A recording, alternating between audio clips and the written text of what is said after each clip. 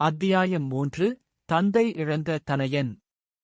தேமுஜனின் வாழ்க்கையில் முதல் பெருத்த அடி அவரது 9ஆம் வயதில் விழுந்தது. ஒரு மங்கோலியச் சிறுவன் தனது 9ஆம் வயதில் தனது இளமை காலத்தை கடந்து பொறுப்புகளை ஏற்கத் தொடங்குவான் என்பது நியதி.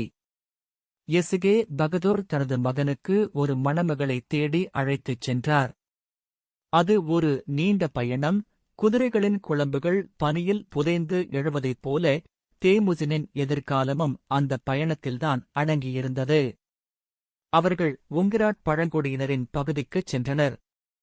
அங்கே தேமுஜின் தனது எதிர்கால துணையாகப் போகும் போர்ட்டேவை சந்தித்தான். போர்ட்டேவின் கண்கள் நீளமாக இருந்தன. அவை புல்வெளியின் வானத்தைப் போல தெளிவாய் மின்னின. இருவருக்கும் இடையே ஒரு புரிந்துணர்வு ஏற்பட்டது.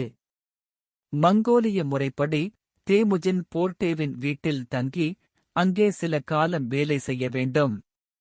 தனது மகனை அங்கே விட்டுவிட்டு எசுகே பகதூர் தனியாக தனது ஊருக்குத் திரும்பினார். திரும்பும் வழியில் அவர் தார்தார் பழங்குடியினரின் ஒரு கூட்டத்தை சந்தித்தார். மங்கோலிய மரபுப்படி வழியில் எவரேனும் உண்ணக் கேட்டுக்கொண்டால் மறுக்கக்கூடாது. அவர்கள் எசுகேவிற்கு உணவு அளித்தனர். ஆனால் அந்த உணவில் கொடிய விஷம் கலந்திருந்தது என்பதை அவர் அறியவில்லை.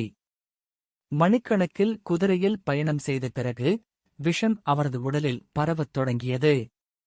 தனது மகனை பார்க்க வேண்டும், தனது குடும்பத்தை பாதுகாக்க வேண்டும் என்ற வைராக்கியத்துடன் அவர் தனது கூடாரத்தை எப்படியோ சென்றடைந்தார். எசுகே பகதூர் தனது இறுதி மூச்சை விடுவதற்கு முன்னால் தேமுஜினை திரும்பி வருமாறு செய்தி அனுப்பினார்.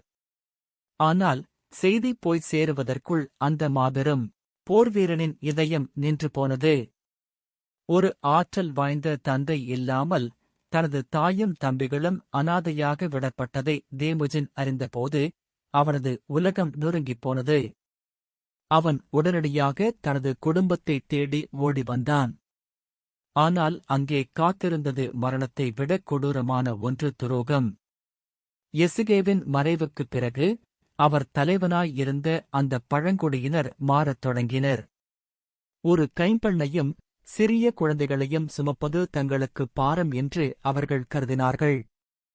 அவர்கள் ஹோலுனையும் அவளது பிள்ளைகளையும் கைவிட்டுச் செல்ல முடிவெடுத்தனர். ஒரு பலவீனமான குடும்பத்திற்கு எங்களால் உணவளிக்க முடியாது என்று கூறிய அவர்கள் கூடாரங்களையும் கால்நடைகளையும் எடுத்துக்கொண்டு அங்கிருந்து வெளியேறினார்கள். ஹோலன் அவர்கள் பின்னால் ஓடிச் சென்று கெஞ்சினாள். ஆனால் அவர்கள் அவளை ஏளனம் செய்துவிட்டுச் சென்றனர். அந்த புல்வெளியின் நடுவில் ஹோலன், தேமுஜின் மற்றும் அவரது தம்பிகள் தனித்து விடப்பட்டனர். குளிர்காலம் நெருங்கிக் கொண்டிருந்தது. உணவு இல்லை, பாதுகாப்பு இல்லை, கால்நடைகள் இல்லை. ஒரு காலத்தில் கௌரவமான தலைவனின் குடும்பமாக இருந்தவர்கள் இன்று அனாதைகளாக நின்றார்கள். அந்தச் சிறிய வயதிலேயே தேமுஜின் தனது கண்ணீரை துடைத்துக் கொண்டான். அழுவது பலவீனமானவர்களின் அறிகுறி, போராடுவதே ஒரு வீரனின் அடையாளம் என்பதை அவன் அந்த வினாடியில் உணர்ந்தான். தேமுஜின் தனது தந்தையின் வாளைக் கையில் எடுத்தான். அது அவனுக்கு மிகவும் கனமாக இருந்தது. ஆனால் அவரது வைராக்கியம் அந்த வாளை விடவும் கனமானதாக இருந்தது. தனது தந்தையைக் கொன்றவர்களையும் தங்களை கைவிட்டுச் சென்ற துரோகிகளையும் பழிவாங்க அவன் சபதம் பூண்டான். ஒரு சிறுவனாக இருந்த அவனது தோள்களில் இப்போது ஒரு மாபெரும் கவலை அழுத்தத் தொடங்கியது. அன்று இரவு நட்சத்திரங்கள் மின்னும் அந்த வானத்தின் கீழே தேமுஜின் உறங்கவில்லை. பசியும் குளிரும் அவனை வாட்டின. ஆனால் அவனது மனதில் எரிந்து கொண்டிருந்த அந்த பழிவாங்கும் நெருப்பு அவனை உயிரோடி வைத்திருந்தது. ஒரு சகாப்தத்தின் வீழ்ச்சி அங்கிருந்துதான் தொடங்கியது. தந்தை இழந்த அந்தச் சிறுவன் விரைவில் உலகையே ஆளப்போகும் ஒரு கானாக மாறப்போவது அந்த புல்வெளியின் காட்டில் மறைந்திருந்த கழுகுகளுக்கு மட்டுமே தெரியும்.